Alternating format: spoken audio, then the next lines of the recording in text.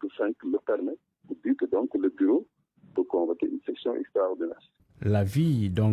L'avis du président de la République est facultatif, c'est même un anachronisme dans un régime de séparation des pouvoirs. Une émission de l'exécutif dans le fonctionnement de l'Assemblée nationale selon Alioune Souaré. Reste à savoir si Diomaye ne va pas dissoudre l'Assemblée entre-temps. Affaire à suivre, Mohamed Ali Mouba. RFM, l'info, c'est ici. L'info, c'est ici. La polémique autour du mandat de l'actuel recteur de l'université Cheikh Anta Diop de Dakar, le Sud-Est enseignement supérieur et recherche persiste et signe. Le mandat de Amadou Ali Mbaye a pris fin depuis le 22 juillet. Le Sud-Est qui accuse le conseil d'administration de torpiller les textes pour maintenir le recteur. Alors, que pense le concerné de tout cela et que disent les textes? Koumba Diane Faye.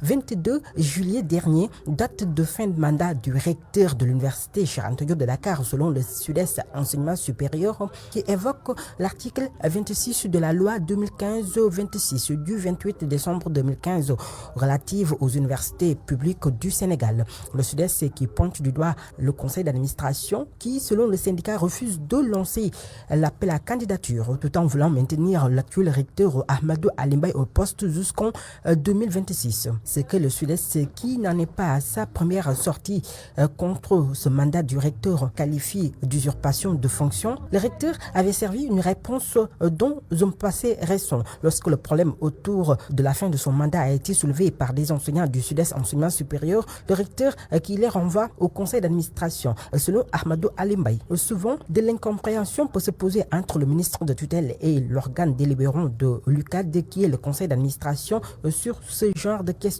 Mais il se trouve que cela résulte d'un choc entre deux légitimités. Selon toujours Amadou Ali Mbaye, il y a ce qu'on appelle la légitimité de la tutelle qui est le bailleur et la légitimité des organes des universités qui sont aussi autonomes. Selon les recteurs, d'autres textes et spécifiques sont propres à l'université Cheikh Anta Diop de Dakar du fait de son statut de première université du Sénégal, ce qui continue d'impacter sur sa vie institutionnelle. Et justement, que disent les textes, je veux dire le décret relatif aux modalités de nomination du recteur dans les universités publiques. Au chapitre 1er, dans les dispositions générales, en son article 1er, lorsque le mandat du recteur arrive à son terme ou lorsqu'une vacance se produit à ce poste, le président de la République procède par décret à la nomination d'un recteur à la suite d'un appel à candidature. Un comité de sélection des candidatures pour la nomination d'un nouveau recteur est mis en place.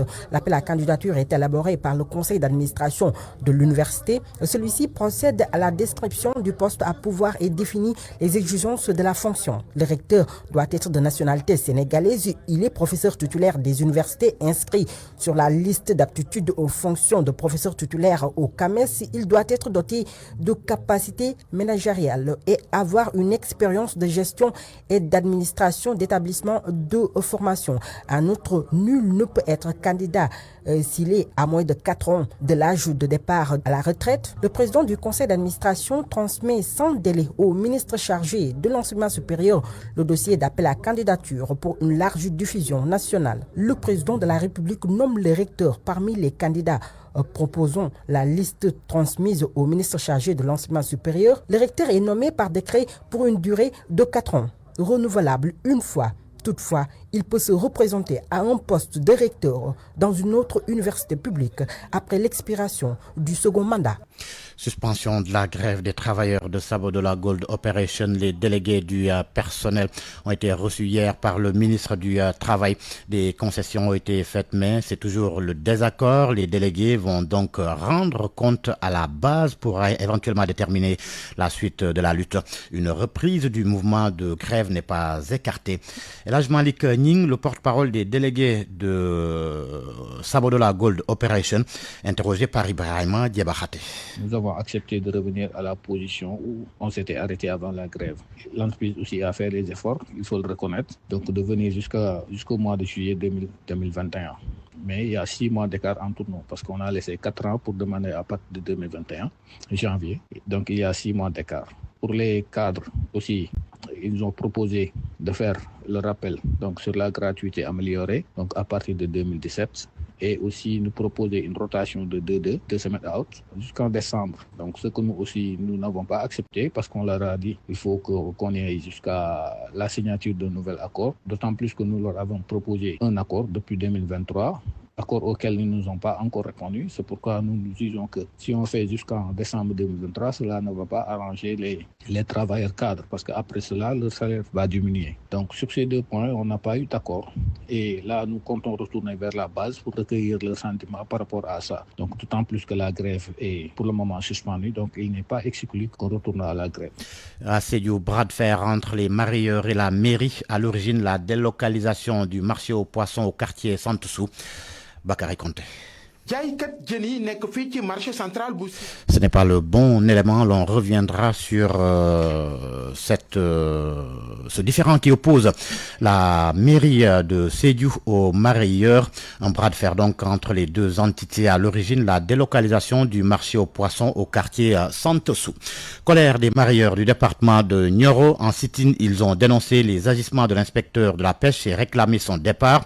En cause, l'exigence de cartes de mareyeurs qui impactent leurs activités au marché aux poissons du département. Fatou. Ils ont gelé leurs activités depuis quelques jours au marché poisson de Nioro. Les mareyeurs sont contraints d'avoir une carte mareyeur selon le président du collectif qui liste ainsi leurs difficultés. Tous ceux qui ont vendu les femmes là vont perdre son argent parce que les femmes là ne peuvent pas payer. Une femme qui ne peut avoir qu'un seau qui coûte 6 000 francs ou 5 000 francs, tu le dis de toute façon tu vas avoir un carte mareyeur qui coûte 60 000 francs. Ça c'est très difficile. Très difficile. Ça cette carte il va prier les poissons. Ils protestent contre les exigences de l'inspecteur de la pêche qui sont à l'origine de tous leurs malheurs. Ces mareyeurs exigent son départ.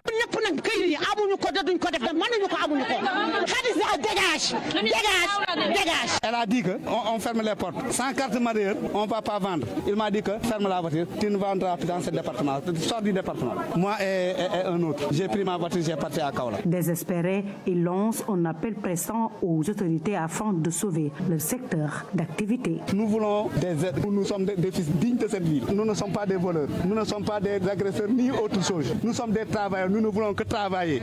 Donnez-nous la paix pour travailler. À Nioro, les mareyeurs ne savent plus à quel sens se vouer. Ils sont obligés d'avoir une carte mareyeur pour exercer librement leurs activités. Fatou Nioro, Radio Futur Média. À Mewan, dans le département de Tivavone, des centaines d'agriculteurs formés aux bonnes pratiques dans le dessein d'atteindre l'autosuffisance alimentaire. Selon les producteurs de manioc de Taïba Ndiaye, la filière est sur la bonne voie et de bons rendements sont attendus cette année. Cheikh Anta Diop. Rondio, village situé à quelques kilomètres de Mboro dans la commune de Daroukoudos, accueille des agriculteurs, femmes transformatrices pour renforcer les capacités des 900 agriculteurs de la zone et 150 femmes transformatrices sélectionnées par ce programme Agriculture, Croissance et Souveraineté Alimentaire. C'est vraiment axé sur les bonnes pratiques agricoles pour augmenter les rendements. Et pareil pour les femmes, c'est comment transformer déjà, mais aussi augmenter la qualité du produit qui est transformé. Le maire de Taïba Ndiaye, producteur de manioc, précise que cette formation aura forcément un impact sur la transformation du manioc dans la zone de Taïba Ndiaye. Dans 3 mois, Assane Ndiaye a fait état de l'augmentation des quotas d'engrais et de boutures de manioc cette année. Le président Diomaye Faye, 20 000 hectares de boutures de manioc qu'on doit disséminer à travers le pays. Je remercie le président Diomaye Faye. Il nous a donné cette année 20 000 hectares de boutures de manioc que nous allons distribuer et 1500 tonnes d'engrais. Et c'est une première. 1500 tonnes d'engrais à travers le pays. Tous les producteurs, femmes transformatrices de Mewan, Mboro, Daroukoudos, Taïba Ndiaye se disent comblés et attendent de bonnes récoltes si tout va bien. RFM Thiès, Cheikh Anta Diop. À midi à 13 minutes, direction la Casamance. Là-bas, le phénomène du pillage des réserves forestières s'accentue. Cela malgré le durcissement des sanctions pénales contre les coupeurs de bois. L'État, à travers l'Agropole Sud, travaille à une réorientation des sources de revenus à travers la promotion de l'arboriculture, la mise à disposition de plus de 20 000 plants d'arbres fruitiers à des organisations communautaires de jeunes de l'arrondissement de Sindian. S'inscrit dans cet esprit, Lamine Bah. Les incidents réguliers entre coupeurs de bois et services des eaux et forêts sont une illustration de la poursuite du pillage à outrance des ressources forestières en dépit du durcissement des sanctions pénales contre les auteurs de ces actes. L'État, à travers l'Agropole Sud, veut expérimenter une stratégie qui va réorienter les jeunes vers la production fruitière pour promouvoir des sources de revenus licites. La distribution de 21 000 plants de mangue et d'anacarde à des organisations communautaires de jeunes de l'arrondissement de Sindian s'inscrit dans cette optique. Ousseynou Konaté, coordinateur du pôle sud de l'Agropole. Il s'agit de pouvoir effectivement les offrir des alternatives crédibles pour leur permettre de pouvoir effectivement lutter contre la pauvreté, effectivement en créant des emplois. Ça va contribuer à la lutte contre vraiment la culture illicite pour permettre à ces jeunes de pouvoir avoir des alternatives pour quand même abandonner ces cultures. En agissant dans la promotion des revenus licites à travers le combat contre la coupe abusive de la forêt, Agropole, porteur de la stratégie, vise à assurer également la restauration du couvert végétal sérieusement endommagé par le trafic transfrontalier. Amadou Thial, adjoint au sous-préfet de l'arrondissement de Sindian. L'ambition est de répondre à l'appel des autorités pour contribuer à la lutte contre les cultures illicites et offrir aussi une alternative d'emploi durable aux jeunes de la Casamance. Les organisations communautaires de jeunesse de l'arrondissement de Sindian qui ont reçu ces plans y voient une bonne approche dans la lutte contre l'activité prohibée de coupe de bois. Djibril Diémé, jeune habitant de l'arrondissement de Sindian. J'ai l'espoir, en tout cas, je vois que ça sera une solution pour, en tout cas, améliorer et réduire, en tout cas, la coupe abusive du bois. La cérémonie de distribution des plans s'est tenue à Sindian en présence des autorités administratives et des partenaires. Une stratégie globalement saluée et dont la démultiplication vers d'autres zones est inscrite en perspective. Lamine Baz, Guinchor, Radio Futur Média. Retour à Dakar, à Diamaguène, Sicap Mbao, précisément des bassins de rétention et autres canaux d'évacuation agressés. Le plus souvent, ils sont transformés en dépotoirs d'ordures. Des actes regrettables qui freinent la lutte contre les inondations dans cette zone de la banlieue. Le sous-préfet de Thiaroye est descendu sur le terrain pour faire le constat. Une campagne de sensibilisation des populations est en vue. Campagne qui sera accompagnée d'un curage des canaux. Salamata Ousmane Diallo.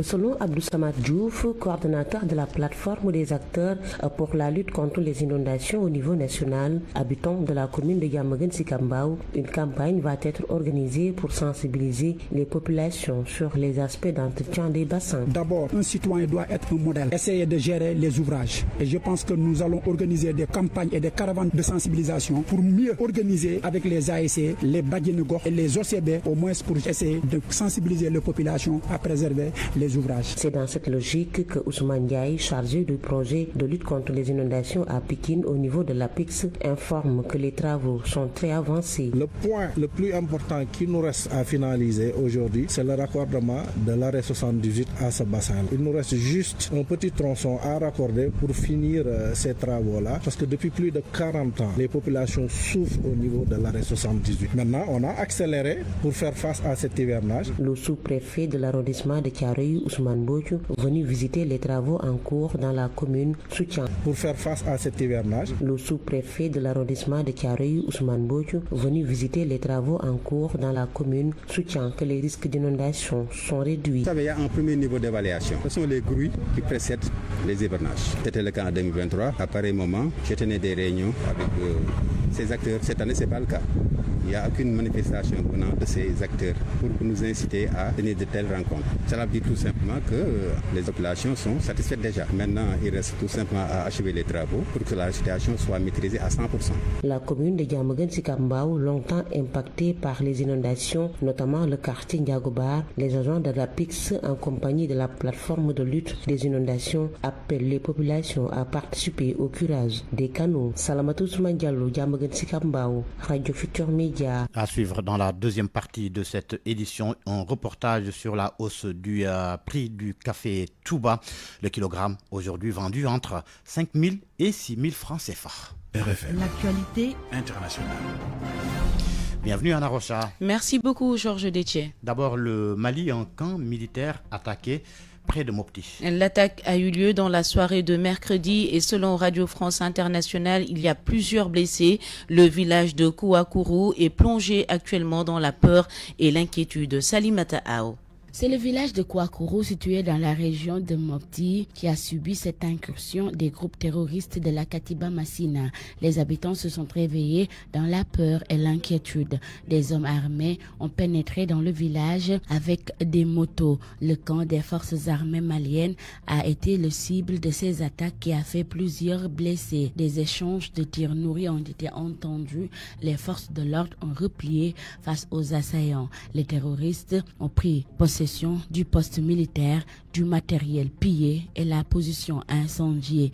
Durant toute l'attaque, les habitants sont restés terrés chez eux. Durant toute l'attaque, en juillet 2023, une attaque à la voiture piégée avait eu lieu dans des conditions similaires, tuant plusieurs militaires et faisant des blessés parmi les habitants. Kouakourou est un village symbole et martyr de la crise dans le centre du Mali. Les habitants ont toujours refusé de se plier aux diktats des groupes terroristes.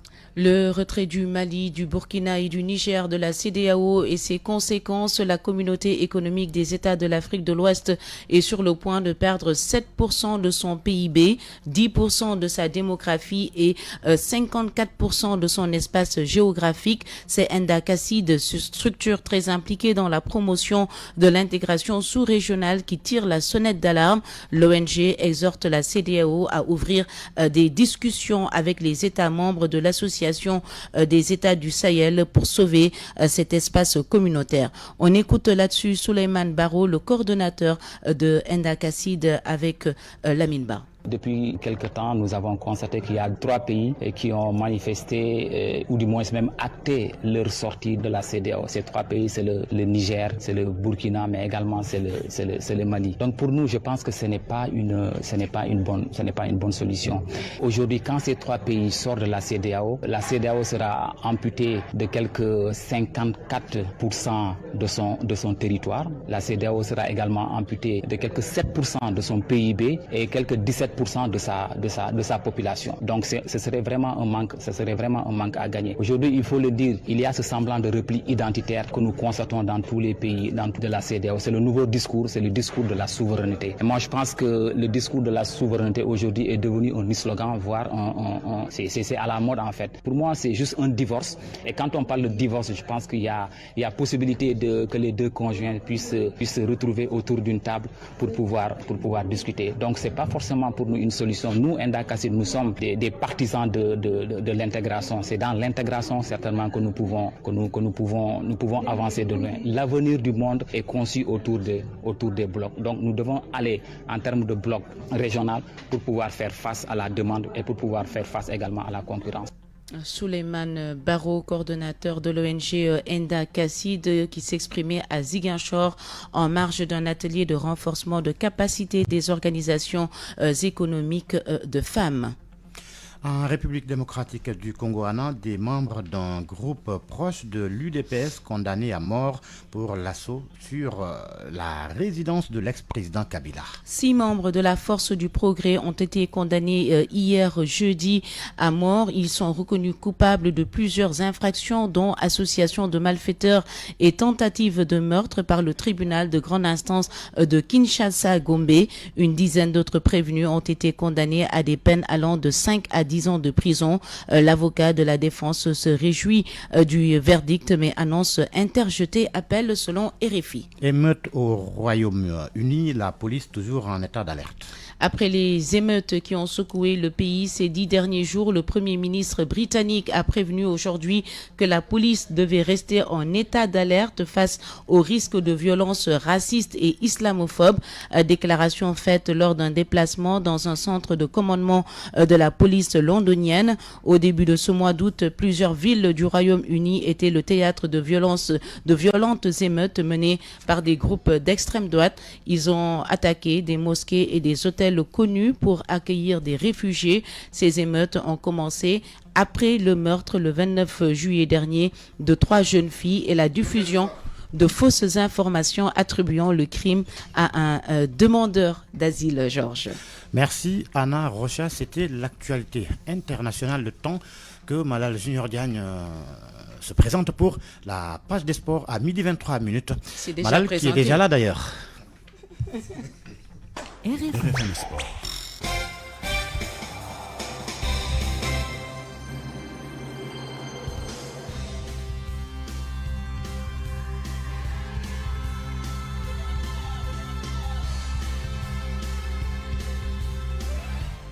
Bonjour Malal Junior Diagne. Bonjour Georges, il faut juste lever la main et je suis là. Ah bien sûr. Quand même. Hein.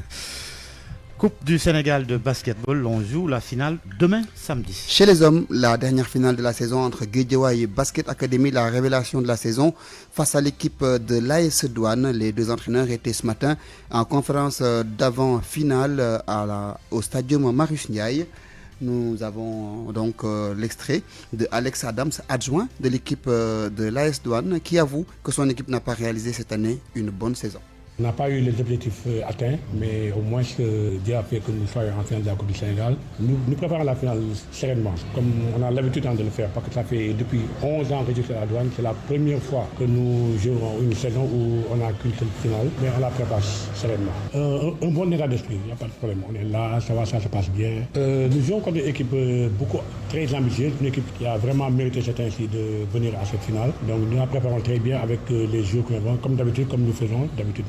D'abord sur le plan psychologique et sur le plan tactique et technique. On est vraiment bien, on attend que la finale pour pouvoir au moins s'exprimer et au moins remporter une coupe. Normalement, si on parle, c'est la Douane qui est favorite. Donc normalement, on se prépare régulièrement pour ça. Donc il n'y a aucun problème pour ça. Du côté de l'équipe de Guédiawaye Basket Academy, l'on veut réaliser une très belle finale en remportant la coupe puisque l'équipe de Guédiawaye a déjà perdu 2 finales. Massa Yerning, leur entraîneur. Ce sera une finale qui va déterminer notre saison en quelque sorte. Bon, un dernier match aussi à jouer. Je pense qu'on est fin prêt. Les jeunes sont enthousiastes. Vraiment, ils sont très engagés, concentrés. Ils savent ce qui les attend. Bon, ils ont besoin aussi de continuer l'aventure avec la ville. Ils veulent aussi continuer à écrire leur histoire dans ce basketball sénégalais, notre parcours dans ce championnat. Bon, avec beaucoup de modestie, on s'est beaucoup bagarré. On mérite notre place dans cette finale-là. C'est ça que je dis à mes jeunes, vous n'êtes pas ici par hasard. Donc, vu qu'on a fait 2 finales cette année, qu'on s'est qualifié en play-off cette année pour juste une première, je pense que notre objectif a été atteint début. Maintenant, il n'y a pas de pression. Ça ne peut pas avoir de répression. Moi, je les ai dit, mais il ne faut pas avoir la complicité même de revenir jouer en équipe favorite. Parce que vu le contexte sportif par rapport aux performances de cette année, nous ne pouvons pas venir jouer avec une telle pression. Ce n'est pas possible. C'est une grande équipe, un grand club. Tu es habitué à ces genres de trucs-là. Nous, on va venir jouer notre match.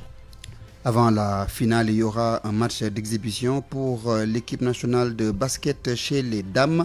Les Lions vont affronter une sélection locale pour se mettre en jambe avant le tournoi de Kigali.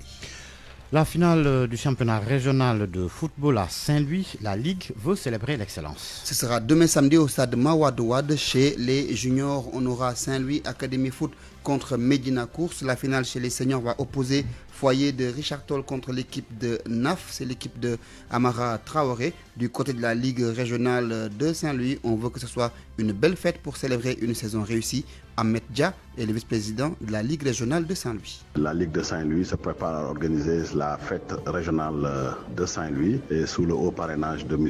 Amadounia, qui est le PCA de la SAED et en même temps le président de l'ASE Almami de Saint-Louis. Ce sera la fête de la jeunesse, ce sera la fête de tous les sportifs de 3 districts de Saint-Louis. Et la particularité de cette année, c'est que l'équipe qui sera championne va accéder directement à National 1. C'est ce qui a fait qu'on a assisté à un grand championnat qui a vu vraiment un niveau assez élevé de l'ensemble des matchs qui se sont joués. Et donc nous félicitons les finalistes. Globalement, ce championnat a été d'un bon niveau sur l'ensemble du territoire régional parce qu'on a joué à Podor, on a joué à Richard Toll, à Dagana, à Rosso Sénégal, à Saint-Louis, Gandiol, Pal, à Rao. Donc pour vous dire qu'en tout cas, on a joué sur l'étendue du territoire régional. Maintenant, le niveau a été très bon vu les équipes qui ont y participé. On a eu des révélations. Il y a un engouement, surtout populaire aussi, qui accompagnait ces équipes lors des compétitions.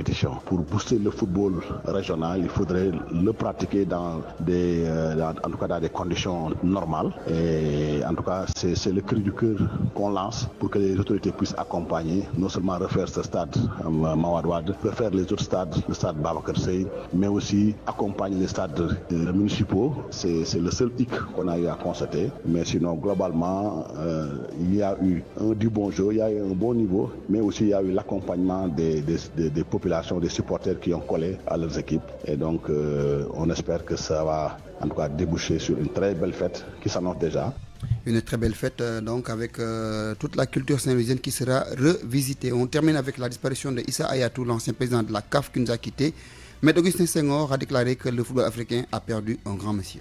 En ce qui me concerne, c'est quelqu'un qui m'a beaucoup marqué dans ma vie en tant que jeune dirigeant sportif. Quand en 2009, j'arrive fraîchement élu président de fédération de football, il était aux affaires et je dirais simplement qu'il était au summum de son charisme, de son rayonnement en tant que dirigeant football non seulement africain mais mondial. En tout cas, ce qu'on peut dire, c'est qu'il aura marqué l'histoire du football, aussi bien au niveau de son pays, le Cameroun, où il a été président de fédération, mais aussi au niveau continental avec la CAF qu'il a dirigé de main de maître. On peut aujourd'hui reconnaître qu'on ait été avec lui ou contre lui, que c'était un grand dirigeant, un homme exceptionnel, d'un charisme exceptionnel, une vision aussi extraordinaire, et surtout un homme de principe qui a su défendre bec et ongle les intérêts de la CAF comme jamais. Et ça, il faut le lui reconnaître. Sur la fin, tout le monde a pu reconnaître la valeur de l'homme, la valeur du dirigeant qu'il était. Nous magnifions aujourd'hui le fait qu'il a terminé comme il l'aurait souhaité, en ayant eu la responsabilité même de diriger à titre de président par intérim la FIFA. C'est un modèle, en tout cas pour tous les dirigeants de toutes les générations en Afrique et ailleurs. Son œuvre demeurera très longtemps dans les mémoires. Voilà Georges, c'est tout pour les Actus Sport. Merci Malal Junior. RFM, Reportage sur la cherté des denrées de grande consommation. Le café Touba pas épargné. Le kilogramme est aujourd'hui vendu entre 5 000 et 6 000 francs CFA. Trop cher et les vendeurs peinent à s'en sortir. À quelques jours du Grand Magal de Touba, ils demandent à leurs fournisseurs de revoir la situation. Au Moukal Somli, reportage. À chaque coin de rue de Colobane, des étals remplis de café Touba ornent le paysage.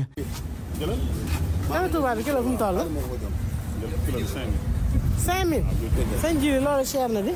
Ici, la trentaine s'est lancée dans la vente de café depuis plusieurs années.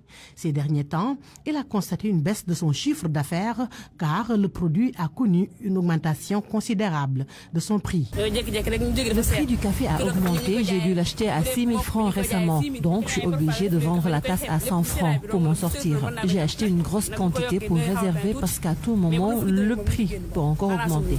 À la rue 39, angle 30 de la Médina, Mohamed Ndiaye a aménagé un espace dédié à la vente de son café. Un coin surnommé Café Guy. Ici, la tasse de café est vendue à 50 francs. Même si le prix du kilogramme augmente, il décide de maintenir ce prix fixe. C'est très dur, je n'arrive plus à faire de bénéfices et malheureusement je ne peux pas augmenter. Je vends toujours la tasse à 50 francs CFA, même si je sais que je vends à perte. À la rue 11, Oumar Lo, également vendeur de café Touba, adopte une approche différente de celle de Mohamed. Il vend la tasse à 100 francs, affirmant ne pas pouvoir s'en sortir autrement. Avant, j'achetais le kilogramme à 3 000 francs. Maintenant, ça a augmenté d'un seul coup. Je pense que cette hausse vient des importateurs, puisqu'au Sénégal, vous le savez, on ne cultive pas de café. Si je ne vends pas la tasse à 100 francs, eh bien, ça risque d'être compliqué, je ne pourrai pas m'en sortir. Le prix du kilogramme du café Touba passe de 3 000 à 6 000 francs CFA, ce à quelques semaines du Grand Magal de Touba, une période très propice à la consommation de ce produit très prisé par les talibés mourides. RFM, la presse du jour. Lecture et commentaire, Mohamed Ali Mouba. Bonjour. Modification du règlement intérieur de l'Assemblée nationale, les députés prennent leurs responsabilités. Le journal Les Échos informe que c'est la conséquence du comportement du président qui n'a pas daigné répondre à la missive que lui a envoyée l'Assemblée nationale.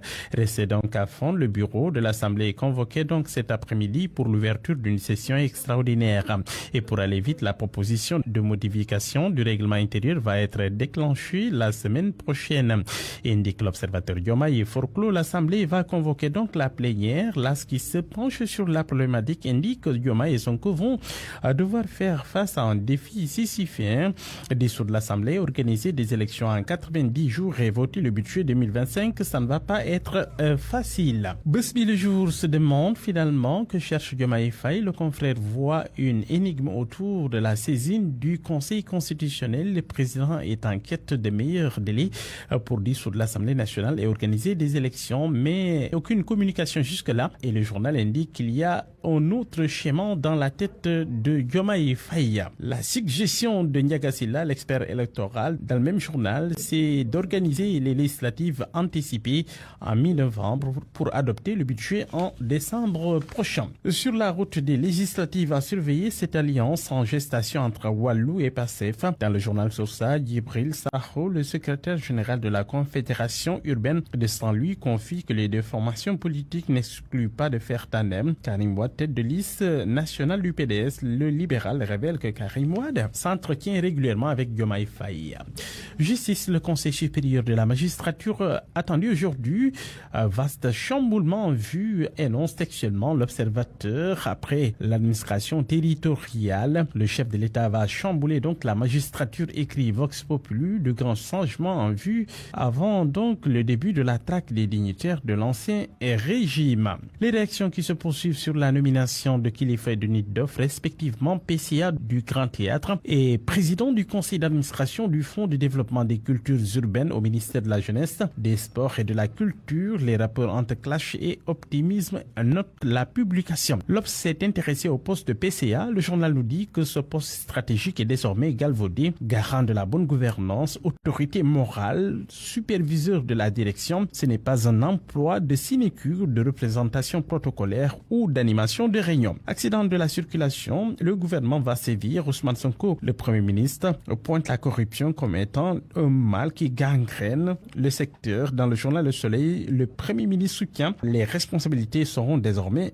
situées après chaque accident de la circulation. Dans la foulée, focus du journal Le Quotidien sur la fermeture de la frontière gambienne. Les transporteurs en ordre de bataille, ils sont contre les tracasseries. Le journal parle de blocus total. Commentaire de Sucré Salier. Même pas 3 jours après le passage du Premier ministre gambien à Dakar, on apprend que les frontières entre les deux pays sont en train de se fermer totalement. Cela rappelle, selon le journal, les temps pas beaux du pouvoir de Yaya Jammeh.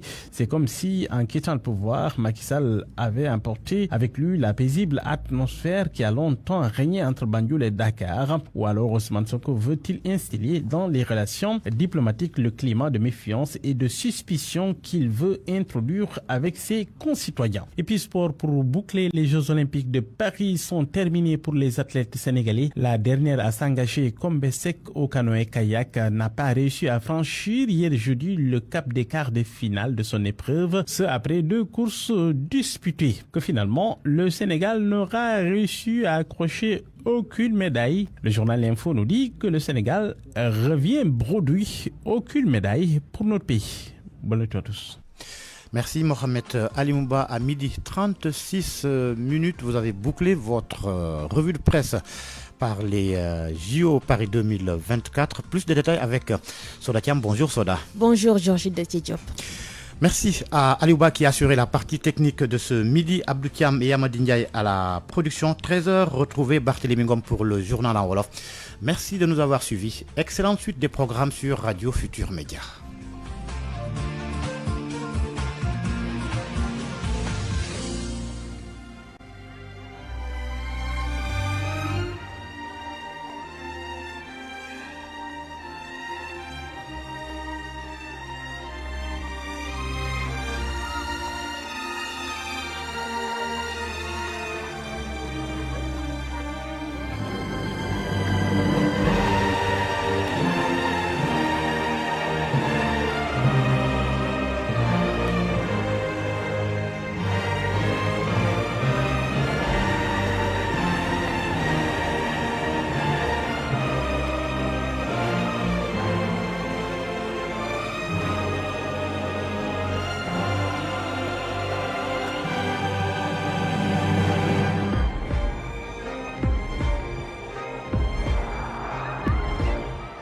Merci à Georges Diop. Bonjour et bienvenue à ce 15e numéro du Journal des Jeux Olympiques Paris 2024. Aliouba et la technique.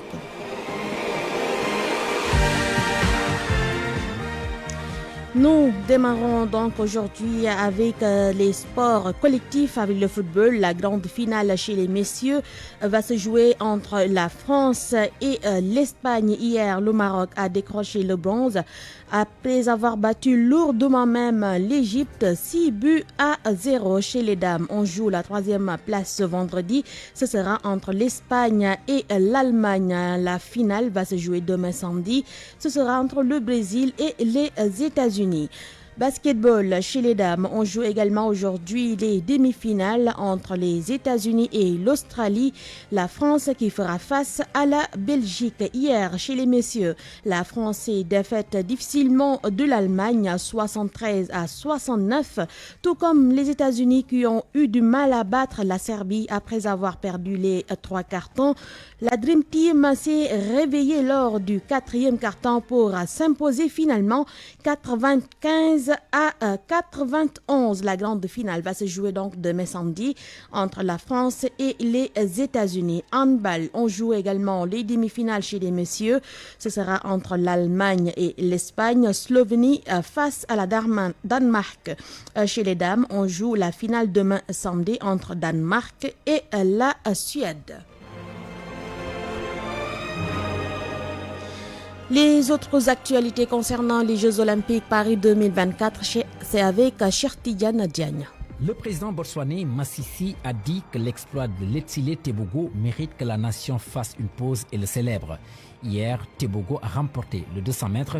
Il devient le premier Africain sacré aux Jeux sur la distance. La Sud-Coréenne Kim Ye-ji, médaillée d'argent au tir au pistolet à 10 mètres aux Jeux Olympiques de Paris, a été hospitalisée après un malaise peut-être dû à la fatigue accumulée, ont indiqué les responsables ce vendredi. La tireuse vedette âgée de 31 ans s'est soudainement effondrée alors qu'elle s'adressait à des journalistes. Voilà un scandale qui vient entacher ces Jeux Olympiques. Selon les informations du Parisien confirmées par BFM TV et RMC, un lutteur faisant partie de la délégation égyptienne est en garde à vue au sein du commissariat du 13e arrondissement de Paris pour agression sexuelle. Si le nom du sportif n'a pas filtré, ce dernier a déjà participé à la compétition olympique. Antim Pangal se souviendra de ses premiers Jeux Olympiques. La lutteuse indienne de 19 ans a été éliminée dès son entrée en lice chez les moins de 53 kg, mais a surtout connu plusieurs péripéties en dehors des tapis de l'Arena Champ de Mars. En effet, la lutteuse indienne a prêté son accréditation à sa sœur pour qu'elle puisse accéder au village olympique, une tentative qui a mal fini puisque cette dernière a fini au poste de police. 2 Iraniennes qui évoluent sous le drapeau bulgare après avoir fui leur pays se sont enlacées sur le podium hier. La scène entre les 2 taekwondistes a été ensuite censurée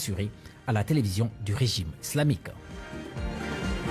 Chertidiane Diagne, le Botswanais Letsile Tebogo entre dans l'histoire en devenant le premier Africain à remporter une médaille d'or aux 200 mètres des Jeux Olympiques Paris 2024. Avant lui, l'Algérienne Kylian Nemour, 17 ans, est devenue la première gymnaste africaine sacrée au JO en gymnastique artistique, une discipline où les Africains sont absents. Youssouf Bodjan a tenté de savoir le pourquoi. Kylian Nemour a excellé au bar asymétrique, décrochant ainsi l'excellente note de 15,700, loin devant une chinoise médaillée d'argent et une américaine médaille de bronze. Nemour, qui a aussi la nationalité française, a choisi il y a 2 ans de représenter l'Algérie après des tensions avec la France. Elle offre ainsi à l'Afrique sa première médaille olympique en gymnastique.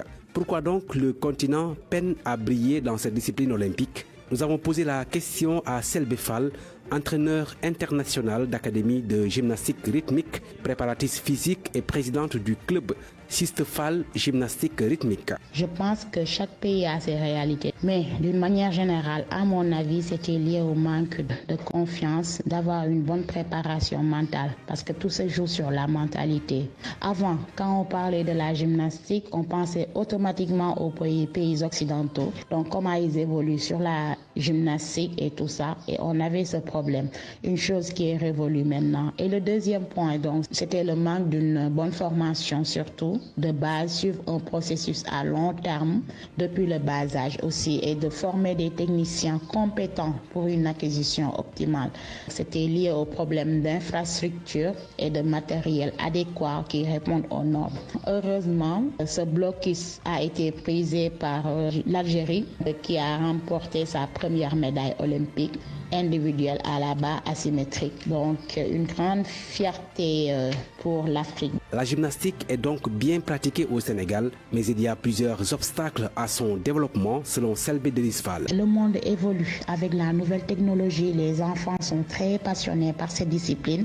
Donc on voit que du wow surtout quand ils voient ça. Donc, et ils le pratiquent en même temps. Il suffit juste de les booster et de changer la donne. Comment? De leur faire comprendre, de leur expliquer que cette discipline c'est du sérieux. Aller aux Jeux Olympiques, donc ça demande des heures d'entraînement, un volume d'entraînement très précis, surtout de faire des sacrifices, surtout de donner la possibilité aux clubs, encore une fois, nos dirigeants doivent donner la possibilité aux clubs de faire des compétitions, surtout et des stages au niveau international. Pour avoir des Simone Biles, les autorités sénégalaises doivent davantage soutenir la gymnastique, notamment en perspective des Jeux Olympiques de la jeunesse Dakar 2026.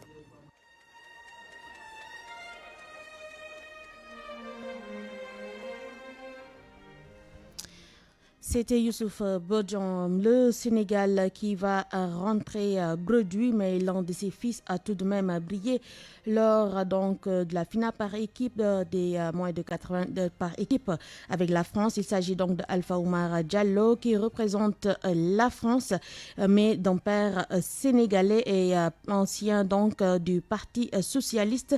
Il est très heureux de voir son fils avec ce médaille. Nous l'écoutons.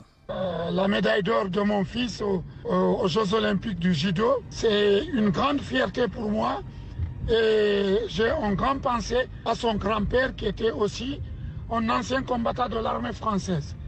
Aujourd'hui, pour nous, en tant que papa et sa mère, nous sommes heureux de voir quelque chose qui nous arrive.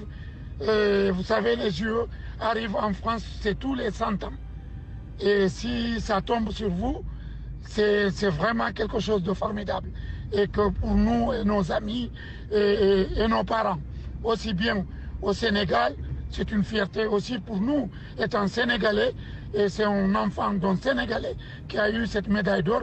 Pour nous, cette médaille d'or est dédiée au peuple sénégalais et en premier lieu du président Bassirou Diomaye Faye et mon jeune frère, le Premier ministre, Ousmane Sonko. Après avoir dit cela, nous voulons quand même remercier son équipe qui le suit depuis au Pré-Saint-Gervais, depuis qu'il a l'âge de 3 ans, il fait le judo. Aussi bien que mon ami Claude Bartolone, le président de l'Assemblée nationale, qui était le député maire du Pré-Saint-Gervais, qui m'a beaucoup soutenu. Tout ça, c'est grâce à eux tous que ce bonheur-là nous arrive. Yaya Diallo, père de Alpha Oumar Diallo, c'est donc cet élément qui met un terme à ce 15e numéro du journal des Jeux Olympiques Paris 2024. Merci à Youssouf Bodjan et à Cheikh Tidiane Diagne. Côté technique, Aliouba, la rédaction, donc retrouvez moi pour la version Wolof à 13h.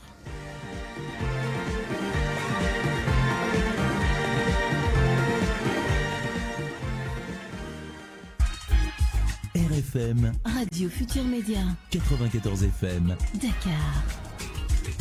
La Banque de Dakar a inauguré son siège à Saint-Louis en présence des autorités locales et des opérateurs économiques de la vieille ville. Cette agence filiale du groupe Africa est un atout pour les petites et moyennes entreprises de la région Nord. Elle va les accompagner pour la mise en place de plusieurs initiatives, selon Abdou Sen, le directeur général de la Banque de Dakar. BDK, depuis sa naissance, a tout de suite développé plusieurs solutions financières basées sur la technologie et sur les nouveautés. On a parlé lors de la cérémonie notamment de tout ce qui était outils du cash management, notamment les smart coffres, qu'on appelle coffres intelligents, qui, pour le résumer, j'aurais pu dire que c'est une banque à domicile. Pour le Le représentant de la mairie de Saint-Louis et le porte-parole des opérateurs économiques, la Banque de Dakar, est venu à son heure. Vraiment, nous attendons et nous sommes prompts à sauter pour prendre en charge les questions économiques. Parce qu'une banque à Saint-Louis ne fait que développer encore l'activité commerciale. En fait, c'est une fierté pour nous d'assister à l'installation de cette nouvelle agence, qui va être une agence qui va davantage accompagner les opérateurs économiques. Le directeur général du groupe Africa, Malay Fall, n'a pas manqué d'expliquer l'importance de la Banque de Dakar dans la région nord. Selon lui, la BDK va surtout apporter des solutions adéquates au financement des PME. On est un groupe financier. Ce qu'on peut faire, c'est ouvrir une agence à Saint-Louis et proposer aux entreprises de Saint-Louis et aux particuliers de Saint-Louis des financements. Et disons, des solutions innovantes pour faciliter leurs transactions. Tout à l'heure, j'ai parlé du coffre intelligent. Donc aujourd'hui, il y a